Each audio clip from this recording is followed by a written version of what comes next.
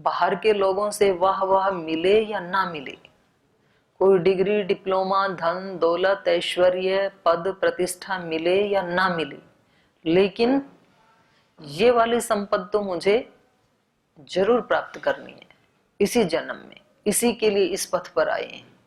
ऐसा जब संकल्प लेते हैं ना, तो फिर वो थोड़ी थोड़ी देर में हमारे अंदर एक सिस्टम है, वो हमें याद भी दिलाता है। प्रकृति का सिस्टम है, वो हर कदम पे आपको टोकेगा, ऐसे नहीं ऐसे करो। और जब हमें बहुत किसी के प्रति कोई रिएक्शन आ रहा हो, तो उस समय भी फिर हमें याद आएगी कि हम अपने इष्ट देव से पूछें।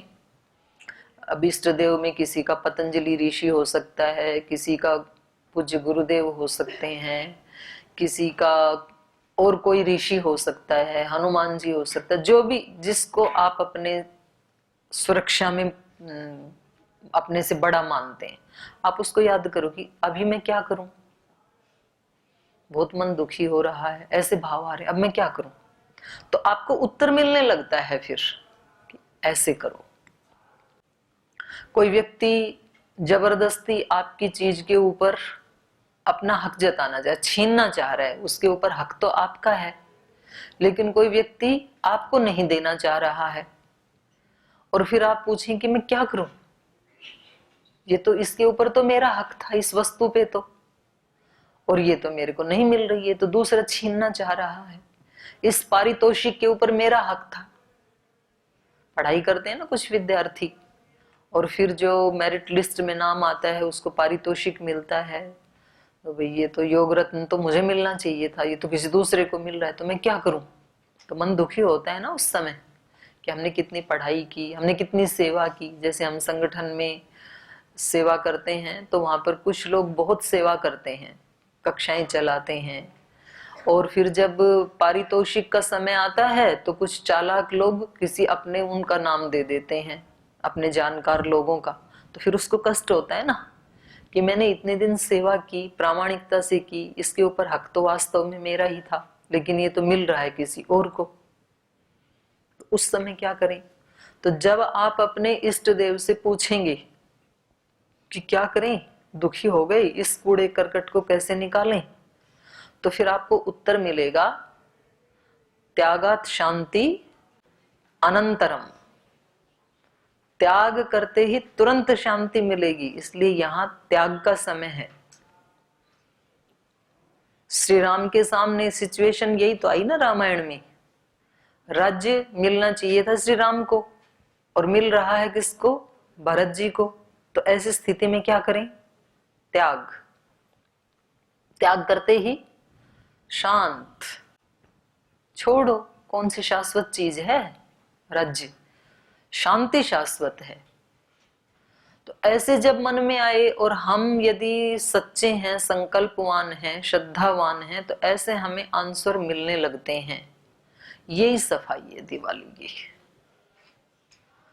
थोड़ी थोड़ी देर में भगवान से ये प्रार्थना करनी चाहिए कि भगवान जी आप हमें अपने शरणागति में रखें, अपने सानिध्य में रखो हमें, क्योंकि हम नहीं कर पाएंगे, हमारे पास नहीं है इतनी हिम्मत कि हम खुद इनसे निपट सकें। और ऐसे बार बार अपने मन को निर्देशन देते हैं शरणागति के लिए, सहायता के लिए, तो फिर थोड़े दिन में हमारी आसुरी विचारधारा या आसुरी संपद का नाश होने लगता है। क्योंकि वो भी सोच लेती है भाई यहाँ रहना अब मुश्किल है, क्योंकि मैं जब भी इस पे अटैक करूं ये अपने भगवान जी को बुला लेते हैं, तो यहाँ मुश्किल पार पड़ेगी, अब कहीं किसी और को ढूंढना पड़ेगा। तो वो जाने लगते हैं। फिर मन हमारा सेवक है, पर सेवक यदि मालिक बन जाए ना तो बड़ा खतरनाक है। मतलब मालिक ही जब मालिक होता है तो वो भी खतरनाक होता है। मालिक यूं कहे कि भाई मैं मालिक नहीं हूं, मालिक तो भगवान ही है सब कुछ का, तब तो ठीक है। और मालिक यदि यूं कहे कि यहाँ सब कुछ मेरा है और मेरे बिना कोई पत्ता नहीं हिलना चाहिए, तो बड़ी सिचुएशन, हालत खराब हो जाएगी। मानो पूरे पतंजलि योग पीठ के मालिक पूज्य गुरुदेव और श्रद्धेय आचार्य श्री हैं, और वो हर कदम पे यूं कहें कि यहाँ तो हम मालिक हैं और हमारे से बिना पूछे तुम खाना भी नहीं खाओगे। हमने 2 रोटी बोली तो 2 ही खाओगे, तीसरी नहीं लोगे, तो फिर तो बड़ी मुसीबत हो जाएगी। मालिक भी मालिकपना दिखाए यदि हर समय, तो मुसीबत है। और कोई नौकर मालिकपना दिखाए तो महा मुसीबत है फिर तो। हमारे में से जो सेवक हैं और वो कोई कहे कि मैं ही मालिक हूं यहां, तो फिर तो और बड़ी हालत खराब हो जाएगी। तो ऐसा मन के साथ हो रखा है। एक व्यक्ति ने, एक सेवक उसकी सेवा करता था, उसको पाल लिया। तो एक दिन मालिक ने कहा कि हम आपकी सेवा से बड़े प्रसन्न हैं, तो मांगो जो भी मांगना है आपको, बड़े खुश हैं। तो सेवक ने कहा कि मालिक देख लीजिए, आप दे तो रहे हैं। बोल कोई बात नहीं, मांग लो, हम बहुत खुश हैं। उसको लगा कि भाई क्या मांगेगा, धन दौलत मांगेगा, कुछ तो मांगेगा। तो उसने 2-3 बार पूछा, उन्होंने 2-3 बार ही कहा नहीं हम बहुत खुश हैं, मांग लो जो भी मांगना है। तो उसने कहा कि मुझे एक दिन के लिए 24 घंटे के लिए राजा बना दीजिए, आप राजा हो, मुझे 24 घंटे के लिए मैं राजा बनूंगा। तो राजा को लगा कि ये भी कोई बड़ी बात नहीं है, 24 घंटे की तो बात है, 24 घंटे के बाद ये नौकर रहेगा, सेवक रहेगा, मैं मालिक रहूंगा। तो वो जैसे ही राज सिंहासन पे बैठा तो उसका पहला फरमान, बोले इस राजा को फांसी पे चढ़ा दो। राजा ने कहा तेरा दिमाग तो ठीक है, तेरे को केवल 24 घंटे के लिए राजा बनाया है। बोले इसीलिए तो चढ़ा रहा हूं, ये 24 घंटे बीत गए तो आप मेरे को चढ़ा दोगे, एक को तो चढ़ना ही है। और जितने भी मंत्रिमंडल के समझदार लोग थे उन सबको जेल में डाल दिया। बोले इनको तुरंत जेल में डालो। और अपने जो मिलने वाले लोग थे उनका नया एक मंत्रिमंडल तैयार कर लिया, क्योंकि टाइम बहुत कम है, 24 घंटे ही हैं, जो करना है वो 24 घंटे में करना है। तो हमारा मन ऐसा है। वास्तव में मालिक कौन था? आत्मा। और किसी प्रसंग में हमने मालिक बना दिया मन को। तो मन को भी पता है ना कि जिस दिन इसको ज्ञान हो गया तेरी खैर नहीं है, इसलिए तो इसी को कोने में लगा के रख। तो वो अपनी मन मर्जी करता है। अब हमारे अस्तित्व का जो सेवक था वो मालिक बन बैठा, तो ये सबसे बड़ी मुसीबत है। हम मालिक नहीं है अपने, आत्मा मालिक नहीं है। और जिनका आत्मा मालिक है उनके लिए मन फिर निहाल कर देता है, बहुत सेवा करता है, बहुत अच्छा सेवक है, लेकिन बहुत बुरा मालिक है। मालिक बुरा है, सेवक बहुत अच्छा है। सारी सफाई कर देगा दिवाली की, प्रकाश होने तक के लिए सब साफ कर देगा, यदि ये सेवक रहा तो। क्योंकि सारा कार्य मन से ही होता है। ये न कर्माण्यपसो मनीषिणो यज्ञे कृणवन्ति विदथेषु धीरा यस्मान ऋते न किंचन कर्म क्रियते। उसके बिना कोई भी कर्म किया ही नहीं जाता है, अच्छा या बुरा। जो भी कर्म होते हैं वो किसके माध्यम से होते हैं? मन के माध्यम से। तन्मे मनः, तो वो यदि शिव संकल्प से युक्त हो गया तो निहाल ही निहाल है। फिर तो आसुरी संपद कहीं देखे से भी मिलेगी नहीं।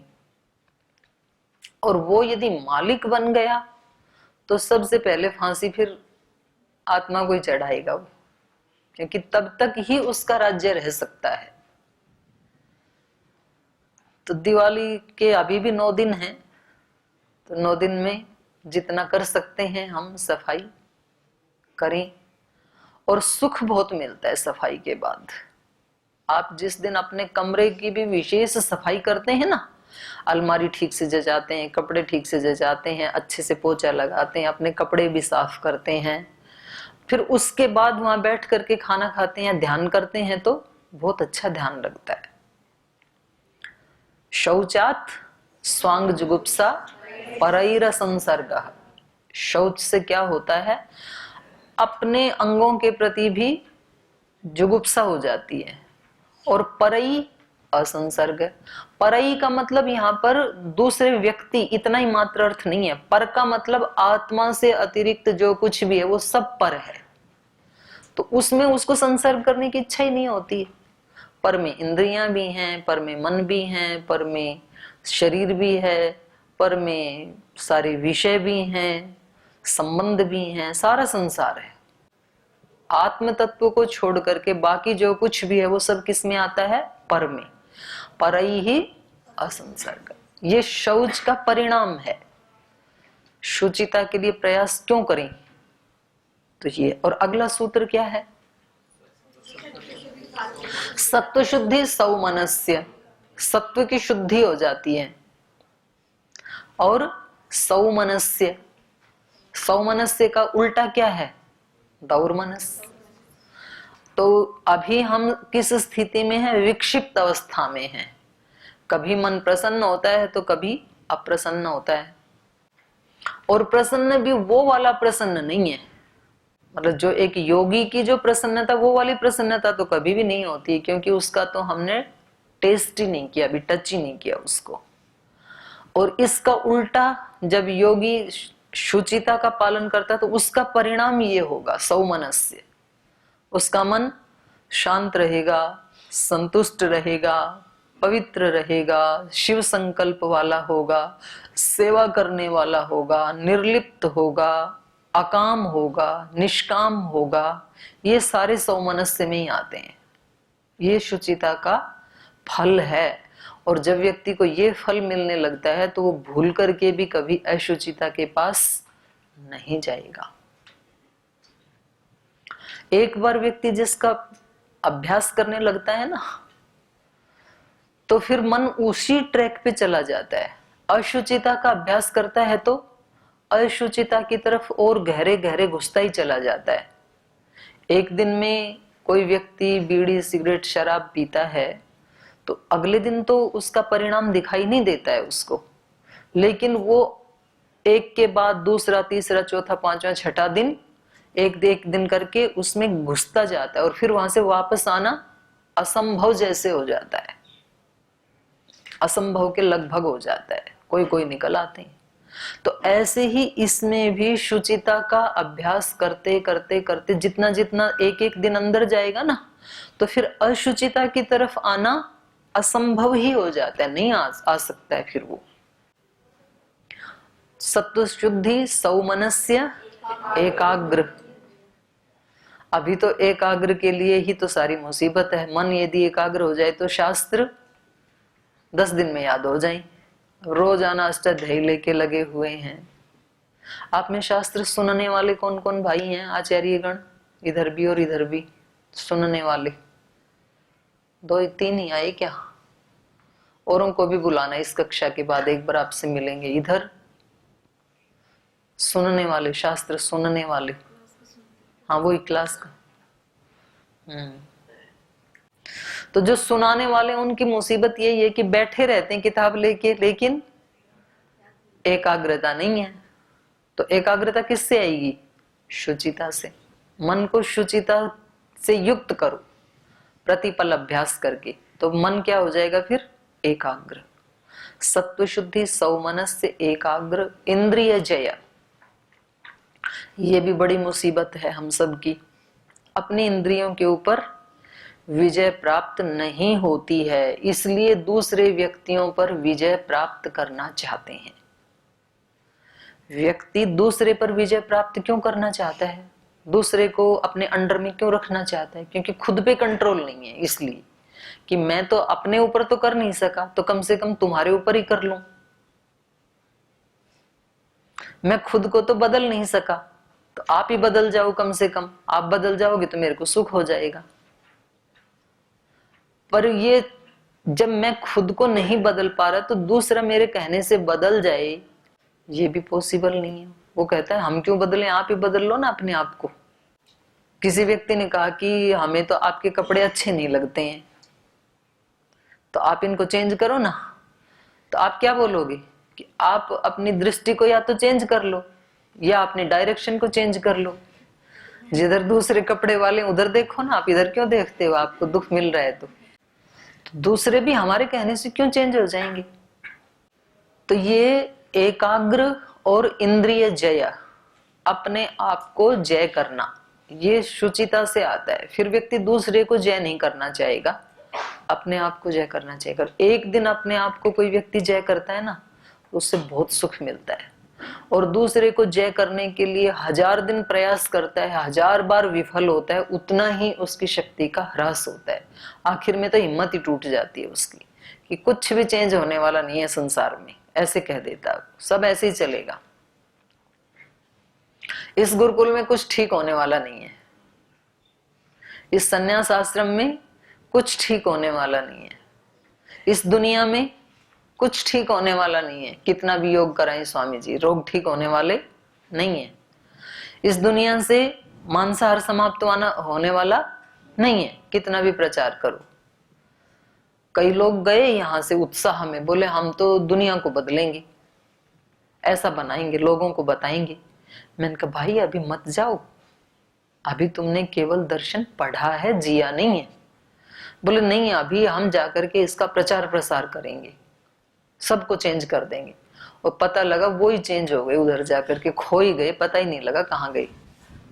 क्योंकि जब तक खुद को नहीं चेंज किया तब तक हमारे कहने से दूसरा चेंज हो जाएगा, ये कदापि संभव नहीं है। और थोड़ी देर के लिए चेंज हो भी गया तो वापस वहीं आ जाएगा वो। आज श्रद्धेय गुरुदेव ने करोड़ों लोगों के जीवन को यदि चेंज किया है तो उन्होंने उससे पहले अपने जीवन को चेंज किया है। वो 24 घंटा योग को जीते हैं, इसलिए दूसरे व्यक्ति कम से कम 2 घंटा जी लेते हैं योग में स्थिति में। तो कोई रास्ता नहीं है। देखो बातचीत तो हम कितनी भी कर सकते हैं, लेकिन रास्ता एक ही है, दूसरे को जय करने से पहले खुद को करना होता है। और ये होगा शुचिता का परिणाम है ये। और कब असुरत्व का नाश हो गया ये हमें भी पता नहीं लगेगा। असुरत्व को नहीं पकड़ना, देवत्व को पकड़ना है। झगड़ा अंधकार से नहीं करना। अब दिवाली है ना, तो दिवाली पे हमें प्रकाश चाहिए, तो प्रकाश के लिए अंधकार के साथ झगड़ा नहीं करना। डंडा लेकर के बोले पहले इस अंधकार को भगा दें यहां से, गुरुकुल से, और बाद में प्रकाश करेंगे। तो फिर तो आपको 1 साल तक डंडा लेके खड़े रहना, अंधेरा जाएगा नहीं। तो अंधेरे से नहीं लड़ना, उजाले का प्रबंध करना है। दिया जला दो, अंधेरा अपने आप ही नष्ट हो जाएगा। तो अपने अंदर कोई दोष है, बुराई है, तो उसको लेके परेशान मत हो कि क्या करूं, ये आदत तो मेरी छूटी नहीं रही है। उससे अपोजिट करना शुरू कर दो। देवत्व को पकड़ना है, असुरत्व को नहीं पकड़ना। फिर असुरत्व का विनाश तो स्वतः ही हमारे माध्यम से हो जाएगा। श्री राम वन में रहते हुए भी अपने देवत्व को पकड़े हुए हैं, रामत्व को पकड़े हुए हैं, उससे वो कभी नीचे नहीं आते। सीता तत्व हमेशा उनके साथ है, उनकी बुद्धि विशुद्ध है। तो आप में या किसी भी व्यक्ति में मान लो कोई छोटी मोटी त्रुटि है, दोष है, सभी में ही है। क्योंकि हम इस धरती पे हैं, ये इस बात का प्रमाण है कि हम पूर्ण विशुद्ध नहीं है। पूर्ण शुद्ध होते तो मोक्ष में होते, यहां हैं इसका मतलब कुछ ना कुछ कम ज्यादा। सभी में गुण भी है, सभी में दोष भी है। गुण इस बात का प्रमाण है कि हमने मनुष्य शरीर को पाया। यदि थोड़ा भी कोई गुण नहीं होता तो फिर तो निम्न योनियों में जाते। और उससे अगला प्रमाण ये है कि आप सब, हम सब संन्यास मार्ग पे चले। ये भी इस बात का प्रमाण है कि पहले के कोई ऐसे संस्कार रह चुके हैं। नहीं तो हम कैसे, अनायास नहीं आता है कोई व्यक्ति। तो जब मन दुखी होने लगे कि कैसे करूं, इसको कैसे हटाऊं, तब तो अपने गुणों को देखो। मैं कर सकता हूं, मेरे अंदर हैं, और मेरे अंदर कुछ ना कुछ तो पीछे की साधना का कोई जुड़ी हुई संपदा थी। इसीलिए तो भगवान मुझे किसी एक ऐसे समर्थ गुरु के पास लेके आया। मेरा भाग्य एक इतने ऊंचे संस्थान के साथ जुड़ गया तो और क्या चाहिए, ऐसे गुरु के साथ जुड़ गया तो और क्या चाहिए, तो मैं कर ही लूंगा इसको तो। और अहंकार यदि आने लगे तो ये सोचना चाहिए कि मेरे अंदर भी हैं दोष, दूसरे के दोषों को देख करके और हम उसको बिल्कुल चेंज करना चाहते हैं, एकदम उसको वो देखना चाहते हैं देवता जैसे दूसरे को। तो तब ये सोचना चाहिए कि मेरे अंदर भी हैं कुछ कमियां, तो जैसे मेरे अंदर है ऐसे इसके अंदर भी हैं, जैसे मैं प्रयास कर रहा हूं ऐसे जरूर ये भी कर रहा होगा, तो जैसे मुझे टाइम लग रहा है इसको भी टाइम लग जाएगा। तो उसको एक साइड में रख करके इसी को उपेक्षा भाव कहा है महर्षि पतंजलि जी ने। 4 भाव बताए ना, मैत्री, करुणा, मुदिता, उपेक्षा। उपेक्षा का मतलब यही है कि उससे विचलित नहीं होना।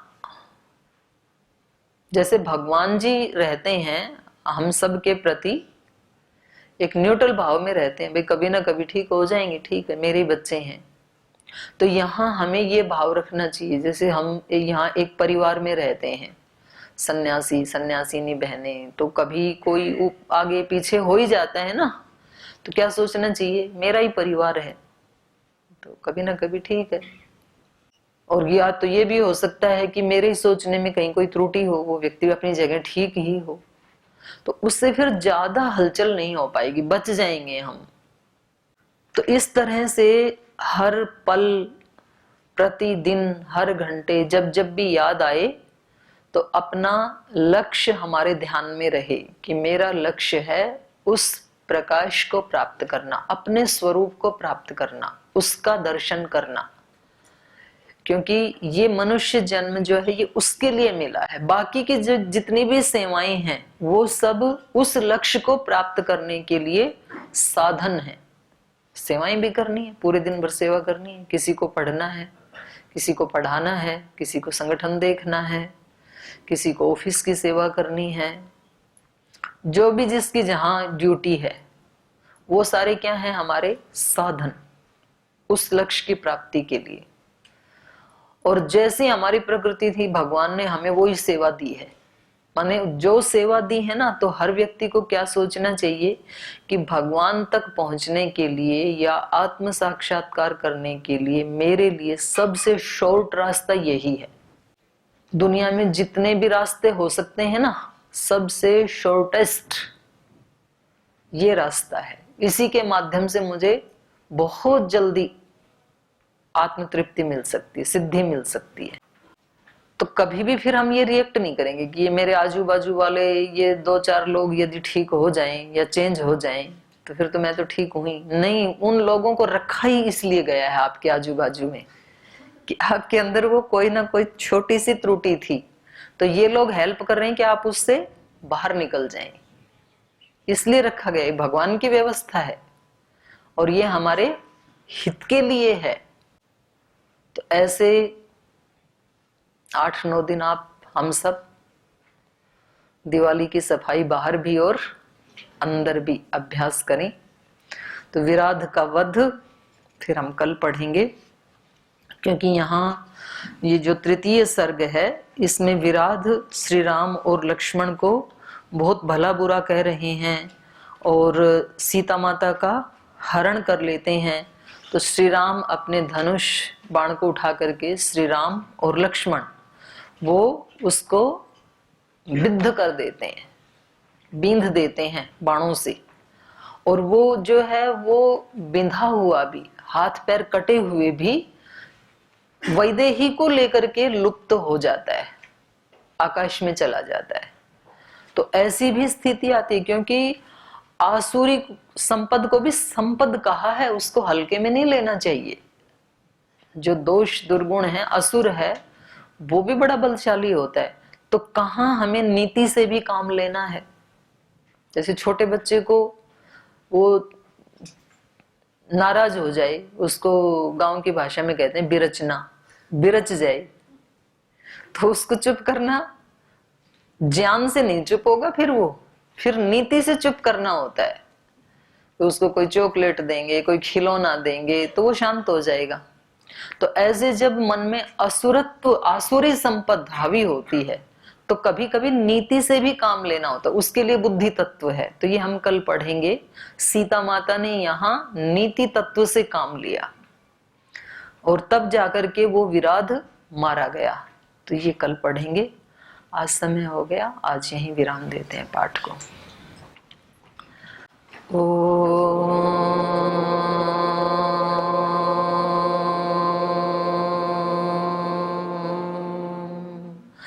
शांति शांति शांति।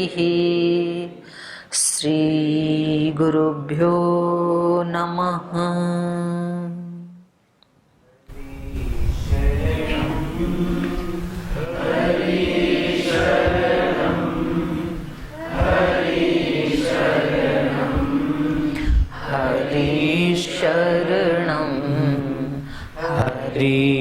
शरणं हरि शरणं हरि शरणं हरि शरणं हरि शरणं हरि शरणागति भक्ति कृपा का ये महामंत्रम। हरि शरणागति भक्ति कृपा का ये महामंत्रम। ना भूले हम न भूले हम। हरि शरणं हरि शरणं हरि शरणं हरि शरणं हरि शरणं हरि शरणं। नहीं दुनिया में कुछ अपना, ये सब एक रैन का सपना। नहीं दुनिया में कुछ अपना, ये सब एक रात का सपना। है साचा है अमर प्रीतम। हरि शरणं हरि शरणं हरि शरणं हरि शरणं हरि शरणं हरि शरणं। विरह की आग लग जाए, जान की ज्योत जग जाए। विरह की आग लग जाए, प्रेम की ज्योत जग जाए।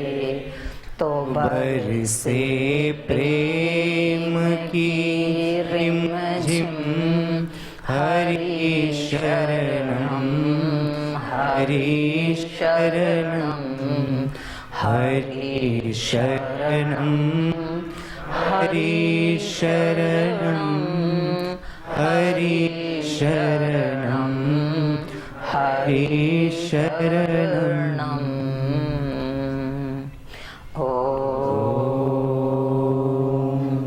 श्री गुरुभ्यो नमः।